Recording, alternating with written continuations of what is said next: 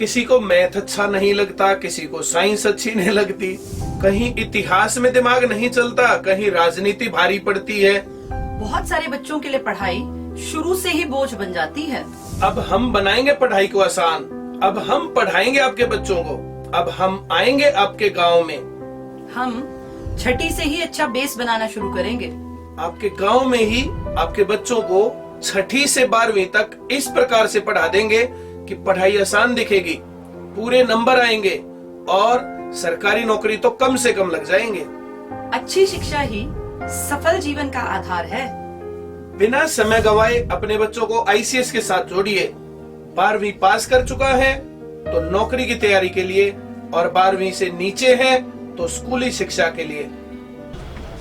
आज भाजपा की जो हालत है वो किसी से छुपी हुई नहीं है। मुख्यमंत्री को इस तरह के प्रस्ताव लाने पड़ते हैं आज विधानसभा में कि भी जो किसी का विरोध करेगा हम यहाँ विधानसभा में उसको कंडम करेंगे, हम विधानसभा में उसके प्रति जो है एक निंदा करेंगे उसकी। प्रजातंत्र में जो चुन करके भेजता है उसकी निंदा नहीं हुआ करती। निंदा उनकी होती है जो चुने हुए लोग उन मतदाताओं के मंशा पे खरा ना उतरे तो निंदा उनकी की जाती है।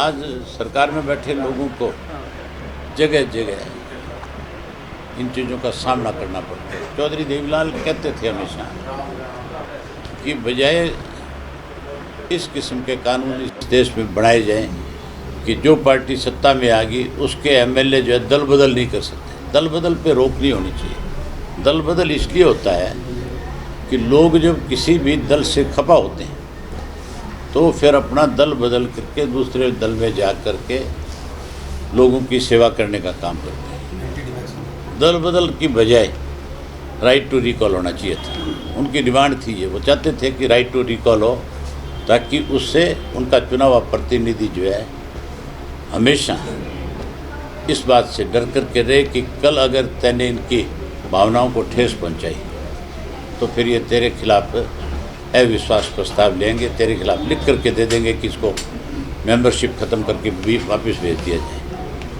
आज बीजेपी के और जेजेपी के खिलाफ इस तरह का माहौल है कि अगर राइट टू रिकॉल होता तो आज ये सब लोग जो है अपने घर बैठे होते, आज ये सत्ता से बाहर होते। ये आपको खुल करके बताएंगे। आज राम सिंह जी जो है इसीलिए इंडियन नेशनल लोकदल पार्टी को ज्वाइन कर रहे हैं। चौधरी देवीलाल की नीतियों में आज आस्था व्यक्त कर रहे हैं कि जिस पार्टी को इन्होंने हमेशा ताकत दी उसने कहीं ना कहीं किसान का नुकसान किया, कहीं किसान को कमज़ोर करने की कोशिश करी। जहाँ बीजेपी इस तरह की ओछे हथकंडे अपना रही है, कांग्रेस भी कहीं दूध की धुली भी नहीं है। ये जो कानून बनाए, इन कानून का ड्राफ्ट तैयार करने वाला कोई और नहीं है, कांग्रेस पार्टी स्वयं है। कांग्रेस के 5 चीफ मिनिस्टर थे जिन्होंने ये ड्राफ्ट तैयार किया था। भूपेंद्र सिंह हुड्डा उसका चेयरमैन था, उसने उसके ऊपर साइन किए थे और इन्होंने 2012 में एक प्रयास किया था इसको एक्ट का रूप देने का, कानून बनाने का। मैं किसान हूँ, किसान आए हुए मेरे घरे। अभय सिंह जी किसान है और किसाना ही खातर यहाँ अस्तीफो दियो है और किसान के नाम यहाँ सागे जुड़िया।